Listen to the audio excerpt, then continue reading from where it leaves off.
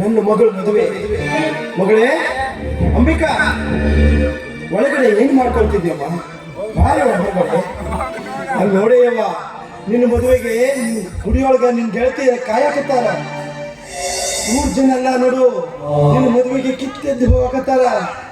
ಬಾರೇವ್ವ, ಬೇಗ ಶೃಂಗಾರಗೊಂಡು ಅಲಂಕಾರಗೊಂಡು ಶೃಂಗಾರವಾಗಿ ಮದುಮಗಳಾಗಿ ಹೊರಗೆ ಬಾರಮ್ಮ. ಮಗಳೇ, ನೀನು ಅಲಂಕಾರ ಮಾಡಿಕೊಂಡ್ರು ಚಂದ, ಮಾಡ್ಕೊಂಡಿದ್ರು ಚಂದ. ಬಾರೇವ್ವ, ಮದುವೆಗೆ ಸಮಯ ಆಗ್ತಾ ಬಂತು. ಬಾ, ಹುಡುಗಿ ಎಷ್ಟೊಂದು ಅಲಂಕಾರ ಮಾಡ್ಕೊಳ್ತಾ ಇರ್ಬೇಕು. ಮಗಳೇ ಬಾರೇವ್ವ. ಮಗ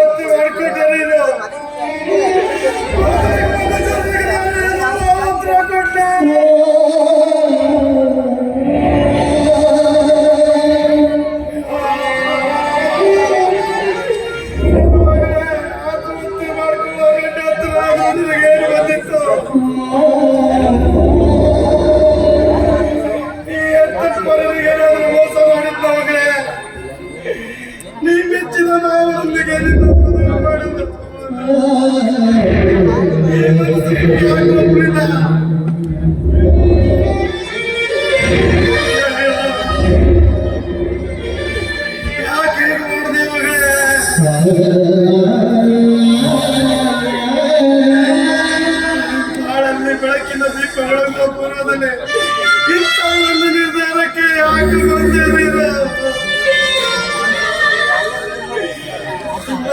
ರಾತ್ರಿವರೆಗೂ ಹೇಳಿದೆ ಅಲ್ಲವಾ ಅಪ್ಪ, ಅಪ್ಪ, ನಾನು ನಾಳೆ ಮದುವೆ ಮನೆಯಲ್ಲಿ ಮದುಮಗಳಾಗಿ ಕೊಡ್ತೆ ಅಂತ.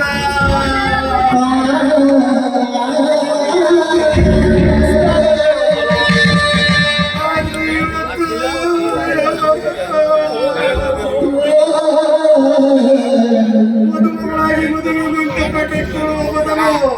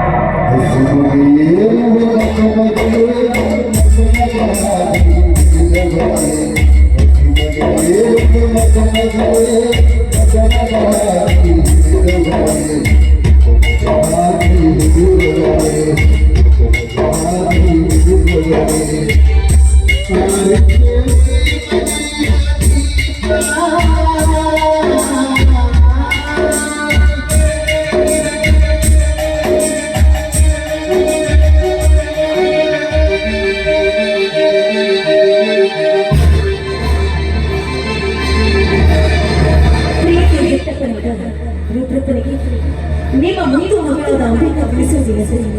ಅನೇಕ ತಾಯಿ ತೀರಿ ಹೋಗ್ತೇನೆ. ನನ್ನನ್ನು ಮುಂದಾಗಿ ಬೆಳೆಸಿ ನನಗೆ ವಿದ್ಯಾಭ್ಯಾಸ ಕಲಿಸಿ ನನ್ನ ಪ್ರಿಯದವರಲ್ಲಿ ನೀನು ಮದುವೆ ಮಾಡಲು ಮುಂದಾದ ಈ ಮಕ್ಕಳ ನಾನು ಯಾವತ್ತೂ ನೋಡಿಲ್ಲ. ಮದುವೆ ಮೊದಲೇ ದಿವಸ ನನ್ನ ಜೀವನದಲ್ಲಿ ನಡೆಯಲಾಗದ ಘಟನೆ ನಡೆದಿತ್ತು. ಮನೆಯಲ್ಲಿ ನೀವಾಗಲಿಲ್ಲ.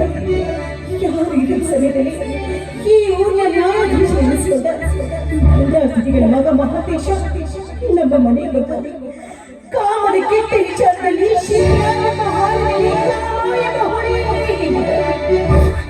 ಈ ಅಪವಿತ್ರವಾದ ಮತ್ತೊಬ್ಬರಿಗೆ ಹೆಸರು ಮಹಾಪಾಪ ಎಂದು ಬೆಳಿಗ್ಗೆ ನಾನು ಆತ್ಮಹತ್ಯೆ ಮಾಡಿಕೊಂಡು ಇದು ನಿಮ್ಮ ದೃಷ್ಟಿಯಲ್ಲಿ ತಪ್ಪುವನ್ನು ಹೋಗಿದ್ರೆ ದಯವಿಟ್ಟು ನನಗೆ ಕ್ಷಮಿಸಿ ನಿಮ್ಮನ್ನು ದೃಷ್ಟಿ ಅಂಬಿಕಾ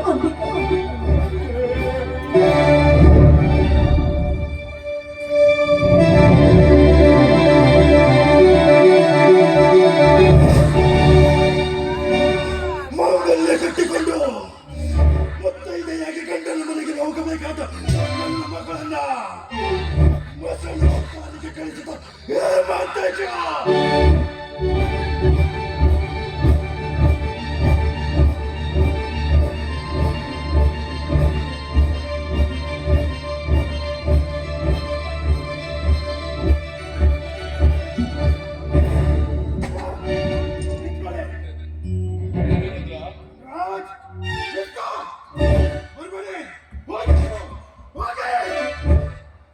ಮದುವೆಗೆ ಬರೋ ಮಾನವರಲ್ಲ, ಮಾನವರನ್ನ ತಿಂದು ಹಾಕೋ ಯಾಕೆ ರುದ್ರ ಮದುವೆಗೆ ಬಂದವರಿಗೆ ಅವಮಾನಗೊಳಿಸ್ತಾ ಇದ್ದಲ್ಲ ಯಾಕೋ ನಮ್ಮನ್ನು ಕಂಡ್ರೆ ಸಾಕು ಕೈ ಕಟ್ಟಿ ಗೌರವ ಕೊಡ್ತಾ ಇದ್ದ ನೀನು ಮಗಳ ಮದುವೆಗೆ ಬಂದವರಿಗೆ ಬಾಯಿ ಬಂದ ಹಾಗೆ ಮಾಡ್ತಾ ಇದೆಯಲ್ಲ ಯಾಕೆ ರುದ್ರ ಏನಾಗಿದೆಯೋ ನಿನ್ಗೆ ಹುಚ್ಚು ಹಿಡಿದಿದೆ ನನಗೆ ಹುಚ್ಚು ಎಚ್ಚರ ಹೇಳುವವರ ಮನೆಯಲ್ಲಿ ಹುಚ್ಚನಾಗಿಬಿಟ್ಟಲ್ಲ ಕಿಚ್ಚು ಕಾಣಲಾರದೆ ನಾನು ಹುಚ್ಚ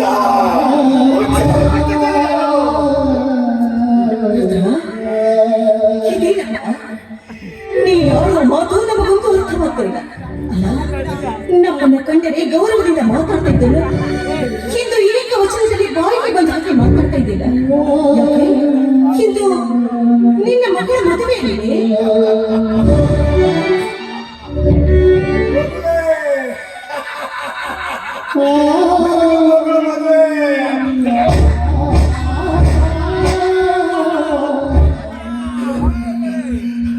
ಮದುವೆ ಮನೆಗೆ 3 ಅಕ್ಷರ ಮುಗಿಬೇಕಾದ ನನ್ನ ಮಗಳು ಮನೆಯಲ್ಲಿ ಹಾಯಾಗಿ ಹೋಗ್ಬಿಟ್ಟು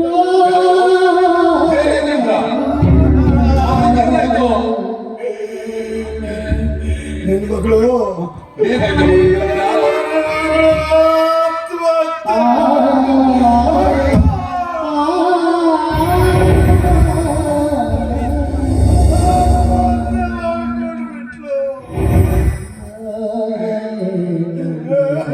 ಯಾಕೋ ಆತ್ಮಹತ್ಯೆ ಮಾಡಿಕೊಳ್ಳುವಂತ ಆಪತ್ತಾದ್ರೂ ಏನಿತ್ತು ರುದ್ರ ಮಗಳಿಗೆ ಯಾಕೋ ಯಾವ ಅವಮಾನಕ್ಕಾಗಿ ಮಗಳು ಆತ್ಮಹತ್ಯೆ ಮಾಡಿಕೊಂಡ ರುದ್ರ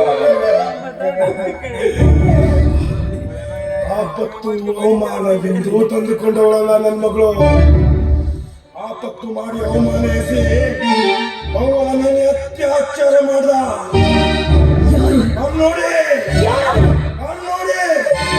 ಸತ್ತು ನನ್ನ ಮಗಳು ಸತ್ತನಾಗಿ ಬಿಟ್ಟಿದ್ದಾಳೆ ಯಾರವರು ಚಾಂಡಾಲ ಮಗಳ ಆತ್ಮಹತ್ಯೆಗೆ ಕಾರಣಕರ್ತರಾದ ಓ ಕುಲಪಾತಕ ಯಾರು ಆ ಚಾಂಡಾಳ ಬೇರೆ ಯಾರು ಅಲ್ಲ ಸುತ್ತ 40 ಹಳ್ಳಿಗೆ ನ್ಯಾಯಾಧೀಶರ ಮಗ ಆ ಕ್ಷಮತದಲ್ಲಿ ಜನಿಸಿದ ಮಾಂತೇಶ.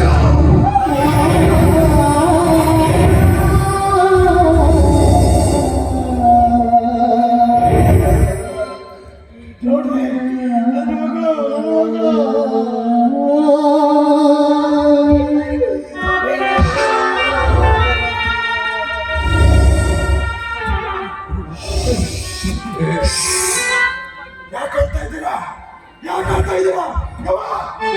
ಯಾಕೆ ಹೇಳ್ತಾ ಇದ್ದೀರಾ ಇವತ್ತು ನನ್ನ ಮಗಳು ಮದುವೆ ಹೊಸ ಸೀರೆ ಮದುವೆ ಸೀರೆ ಈ ಸೀರೆ ಒಳಗೆ ನನ್ನ ಮಗಳು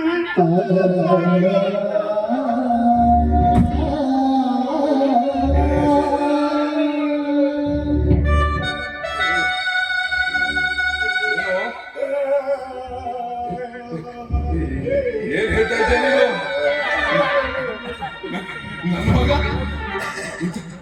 ಹಿಂದೆ ಮಾಡಿದಾನ. ಶಿವ, ನನ್ನ ಮಗು ಏನು ಕೃತಿ ಮಾಡಿದರೆ ಮನಸ್ಸಿರ್ಲಿಲ್ಲ ತಾಯಿ. ನೋಡಿ ಮಾಡಿದ ದುರಂತವನ್ನ ನನ್ನ ಮಗಳು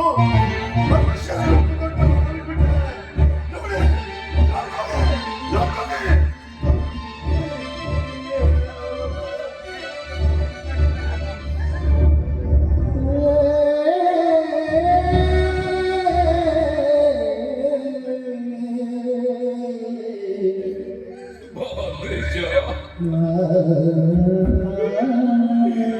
ಮಠದಲ್ಲಿ ಸಾಗಿದ ಅರಗಿಣಿ ಅಂತ ಭಾವಿಸಿದ್ದಲ್ಲೋ, ಆದ್ರೆ 10 ಜನರ ನೆತ್ತಿಗೂ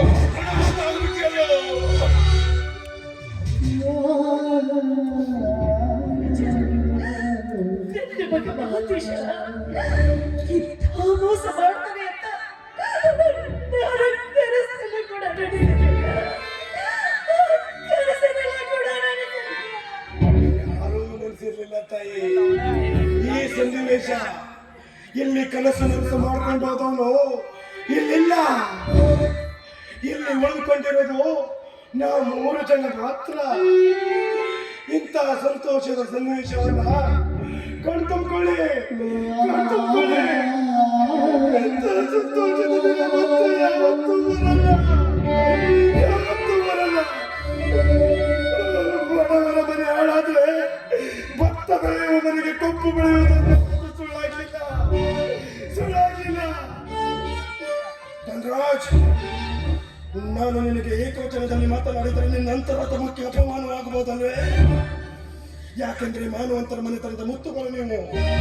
ಮದುವೆ ಆಗಿ 3-4 ವರ್ಷ ಆದ್ರೂ ಒಂದು ಗಂಡು ಮಗು ಹುಟ್ಟಿಲ್ಲ ಅಂತ ಊರಲ್ಲಿರೋ ಎಲ್ಲಾ ದೇವರಿಗೆ ತುಪ್ಪದ ಅಭಿಷೇಕ ಮಾಡ್ತೀನಿ ಅಂತ ಹರಕೆ ಹೊತ್ತೆ.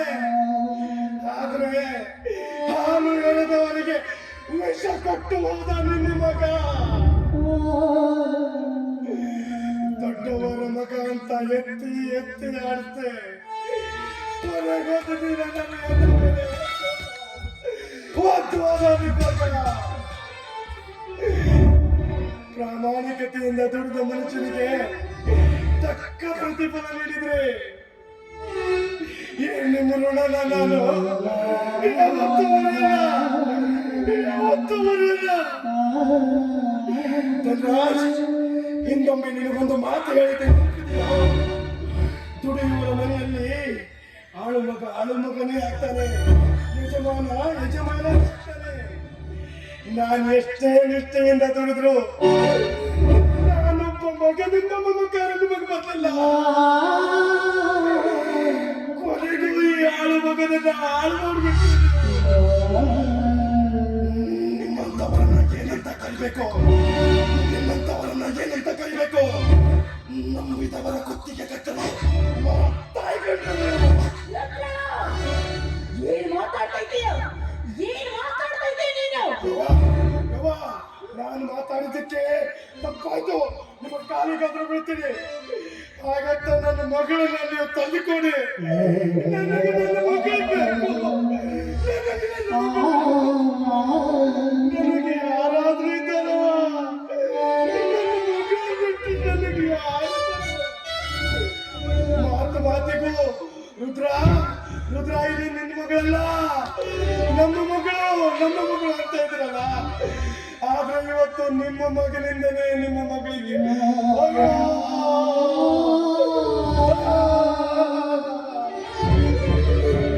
ನಿಮ್ಮ ಮಗ ಮಾಡಿದ ತಪ್ಪು ನಿಮ್ಗೆ ಸಹಿ ಅನ್ಸಿರ್ಬೇಕು ಅಲ್ಲ.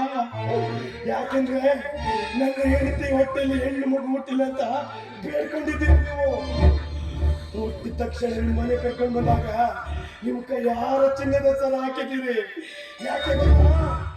ಆ ಮನೆಯ ಮಗನಿಂದ ಉಪಕಾರ ತೀರ್ಸ್ಕೊಂಡು ಹೋಗೋದಕ್ಕೆ ಅಲ್ವಾ? ಇವತ್ತು ಆ ಉಪಕಾರ ತೀರ್ಸ್ಕೊಂಡ್ಬಿಟ್ರೆ ತಾಯಿ, ತೀರ್ಸ್ಕೊಂಡ್ಬಿಟ್ರೆ.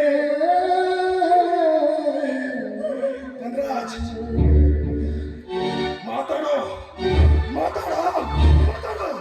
ಯಾಕೆ ನಾಲಿಗೆ ನಾಚಿಕೆ ಹೊಂದಿದ್ದೆ? ಧೈರ್ಯ ಹೆದರಿಕೆಗೊಂಡಿದ್ದೆ? ಅಥವಾ ಮಾತಾಡೋ ರೀತಿನೇ ತಪ್ಪೋಯ್ತೆ ನೀವು. ಯಾಕೆಂದ್ರೆ ಮಾನವಂತರ ಮನೆತನದ ಮುತ್ತುಗಳು ನೀವು. ಮಾನವಂತರ ಮನೆತನದ ಮುತ್ತುಗಳು ನೀವು. ಧನರಾಜ್ ನೋಡು, ಮಾನವಂತರ ಮನೆ ಅಂಗಳದಲ್ಲಿ ಹಾವು ಬಂದು ಹುತ್ತು ಮಾಡಿದ್ದು ನಿಮಗೆ ಗೊತ್ತಾಗ್ಲಿಲ್ಲ.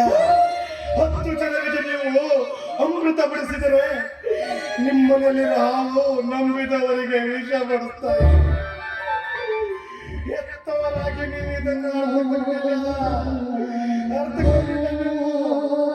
10 ಜನರಿಗೆ ಬೊಟ್ಟು ತೋರಿಸುವ ನೀವು ನಿಮ್ಮ ಅನ್ನದ ತಟ್ಟೆಯಲ್ಲಿ ಸತ್ತು ಬಿದ್ದ ಹಂದಿಯನ್ನ ನೀವೇನಿದ್ದೀರಿ. ಇದು ಮಾನವತ್ತರ ಮನೆ ಕಥೆ ಅಲ್ಲ. ಇದು ಮಾನವತ್ತರ ಮನೆ ಕಥೆ ಅಲ್ಲ.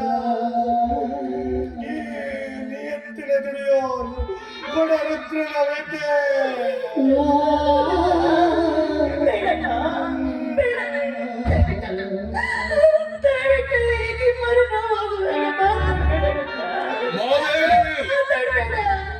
ಮಾತಾಡುವಾಗ ಮಧ್ಯದಲ್ಲಿ ಮಾತಾಡಬಾರ್ದು.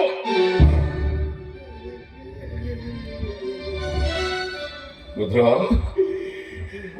ಮಾತಾಡು, ನೀನು ಮಾತಾಡು.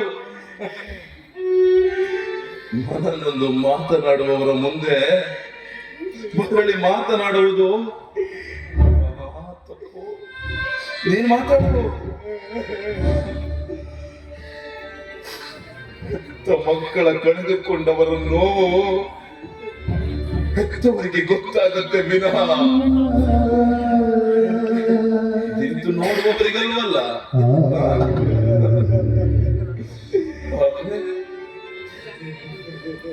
ಸತ್ತಿರೋದು ನಿನ್ನ ಮಗಳಲ್ಲ, ನನ್ನ ಮಗಳು. ನಿಂದಿರುವುದು ನಿನ್ನ ಮಗಳ ಮದುವೆ ಅಲ್ಲ, ನನ್ನ ಮಗಳ ಮದುವೆ. ಇದನ್ನ ಅರ್ಥ ಮಾಡಿಕೊಳ್ದೆ ಹೋದ್ಯೇನು? ರುದ್ರ, ಮಗ ಮಾಡಿದ ತಪ್ಪನ್ನ ಮೆಚ್ಚಿಕೊಳ್ಳುವಂತ ಮೂರ್ಖ ನಾನಲ್ಲ. ತಪ್ಪು ಯಾರೇ ಮಾಡಿರ್ಲಿ ಅದು ತಪ್ಪೇ.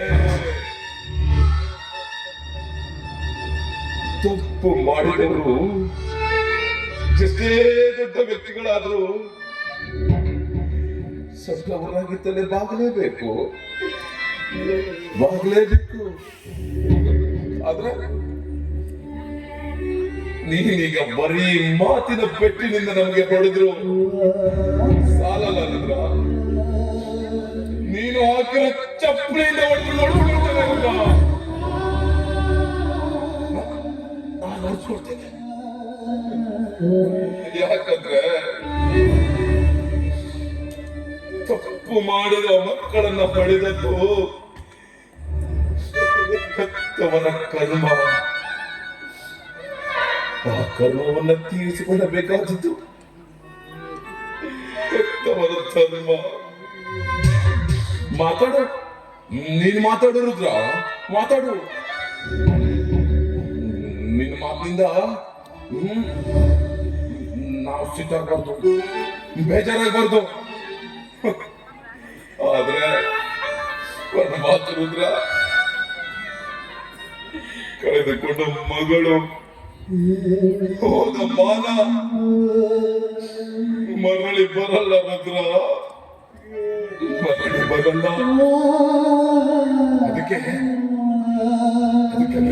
ಅದಕ್ಕೆ ನಾನೇನ್ ಮಾಡ್ಬೇಕು? ಏನ್ ಮಾಡ್ಬೇಕು ನಾನು? ನಿನ್ನ ಮಗ ಮಾಡಿದ ತಪ್ಪನ್ನ ನಾನು ಒಪ್ಕೊಳ್ಬೇಕೆ? ಮಗ ಮಾಡಿದ ತಪ್ಪನ್ನ ಮೆಚ್ಚಿಕೊಳ್ಳುವಂತಹ ಮೂರ್ಖತೆ ಧನರಾಜಲ್ಲ. ಅವ ಮಾಡಿದ ತಪ್ಪಿಗೆ ಶಿಕ್ಷೆ ಕೊಡೋದಕ್ಕೆ ನನಗೆ ಬಿಟ್ಬಿಡು. ಸುತ್ತ 40 ಹಳ್ಳಿಗೆ ನ್ಯಾಯ ಹೇಳುವ ನಾನು ನನ್ನ ಮಗ ಮಾಡಿದ ತಪ್ಪಿಗೆ ನ್ಯಾಯ ಹೇಳದೆ ಹೋದ್ರೆ ಆ ದೇವ್ರ ಮೆಚ್ಚಿನೇನು ರುದ್ರ? ಅದಕ್ಕೆ ಭಿಕ್ಷೆ ಕೇಳ್ತಾ ಇದ್ದೀನಿ ರುದ್ರ. ಮಾತ್ರ ಹೇಳ್ಬೇಡ.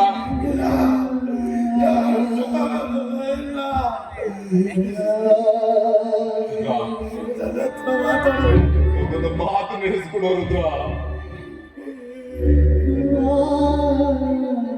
ಮಾತು ನಡೆಸ್ಕೊಡ್ತೀನಿ ಅಂತ ಒಂದೇ ಒಂಥರ ಮಾತು ಕೊಡು ರುದ್ರ.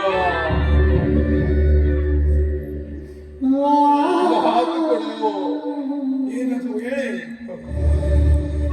ನೀನು ನೆರವೇರಿಸ್ಕೊಡ್ತೀನಿ ಅಂತ ನನಗೆ ಮಾತು ಕೊಡ್ಬೇಕು.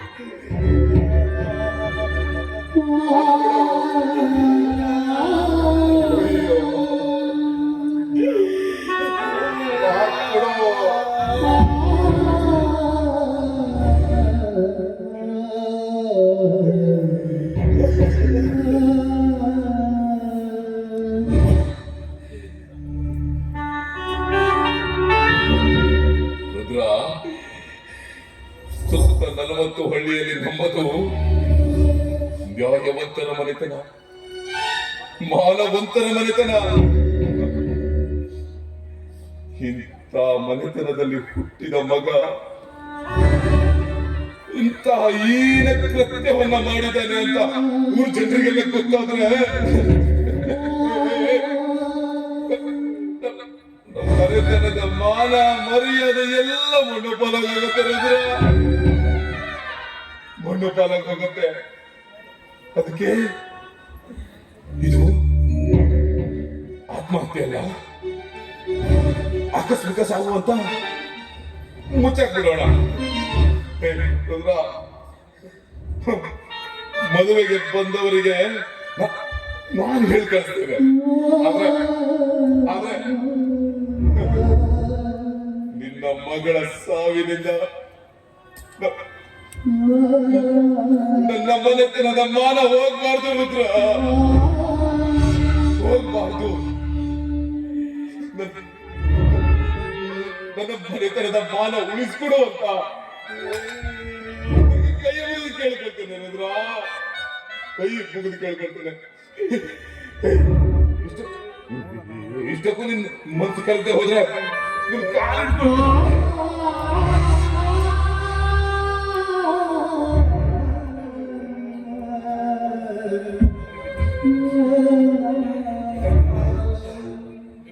ಅತ್ತರೆ ಕಣ್ಣೀರು ಬರುವುದು ಸ್ವಾಭಾವಿಕ. ಕಣ್ಣೀರು ಬರದಂತೆ ಅನ್ನುವಂತ ಇದೆ ನಿನ್ನ ಮಾತು.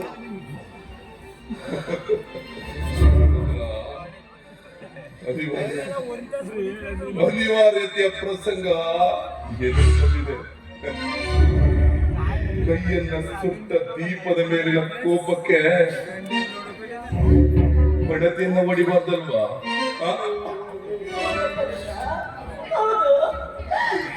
ಮಾಡಿದ ತಪ್ಪಿಗಾಗಿ ಅವರಿಗೆ ಶಿಕ್ಷೆ ಕೊಡಬೇಡಪ್ಪ.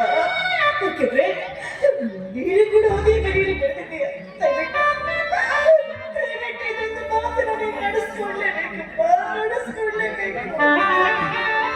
ಮಹಾದೇವಿ, ನಮ್ಮ ಮನೆತನದ ಮೇಲೆ ರುದ್ರ ಇಟ್ಟಿರುವ ಅಭಿಮಾನನ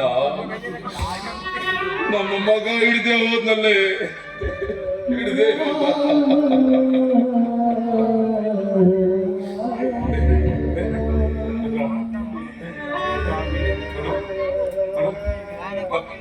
ಮಗಳ ಸಂಸ್ಕಾರಕ್ಕೆ ಎಲ್ಲ ವ್ಯವಸ್ಥೆ ಮಾಡ್ಕೋ.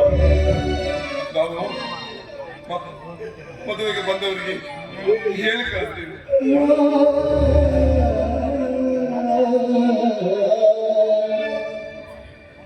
ನಿತ್ಕೋ.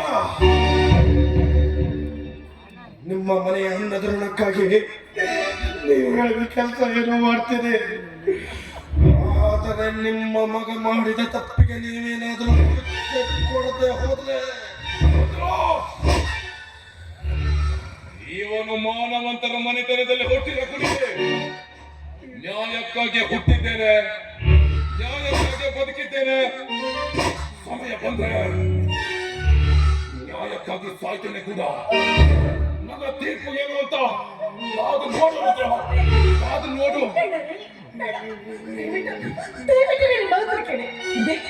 ನನ್ನ ಮಗ ಮಾಡಿದ ತಪ್ಪು ಅಂತ ನನಗೂ ಕೂಡ ಗೊತ್ತು. ಅವರಿಗೆ ಆದಷ್ಟು ಬೇಗನೆ ಮದುವೆ ಮಾಡಿ ಈ ಊರಿಂದ ದೂರ ಎಲ್ಲಿಯಾದ್ರೂ ಕಳಿಸ್ತಾರೆ. ವಿಚಾರವನ್ನು ಮಾಡ್ತಾರೆ. ಮಹಾದೇವಿ, ಇದೆಲ್ಲ ಗೊತ್ತಾಗಲ್ಲ.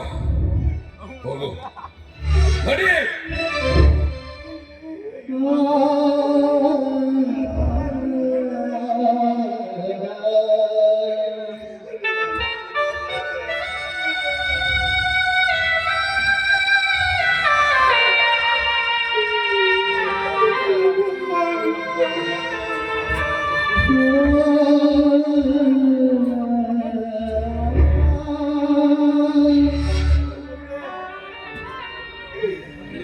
ಮಗಳೇ, ಎಂತ ಕೆರಳನ್ನ ಕತ್ತರಿಸಿಕೊಟ್ಟು ತುತ್ತು ಕೊಟ್ಟವರು ಮೇಲು ಅಂತ ಹೇಳ್ತಾರೆ.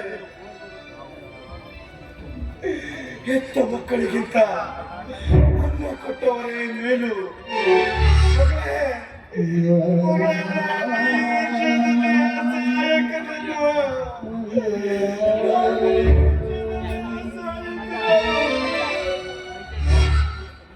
ಟೈಮ್ ಆಯ್ತು.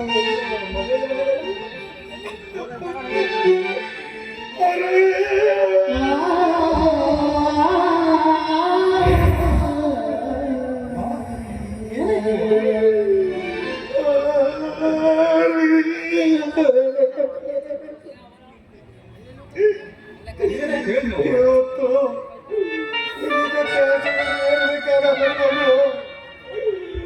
ಆತ್ಮಹತ್ಯೆ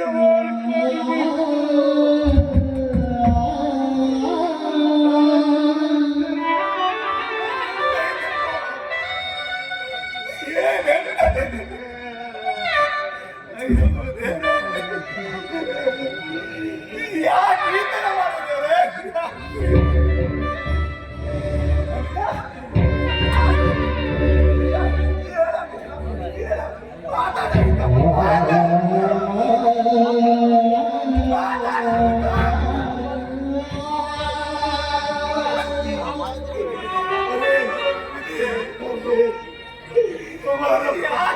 ಮಾಡಿದ್ದಾರೆ?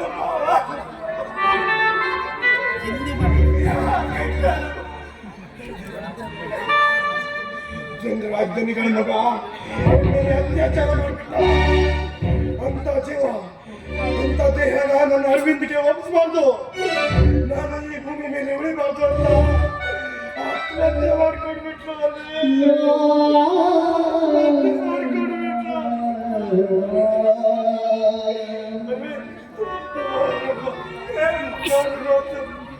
ಒಂದು ಮಾತನ್ನ ಕೇಳ್ತೀನಿ, ಕಾಲಿಗೆ ಬಿಡ್ತೀನಿ.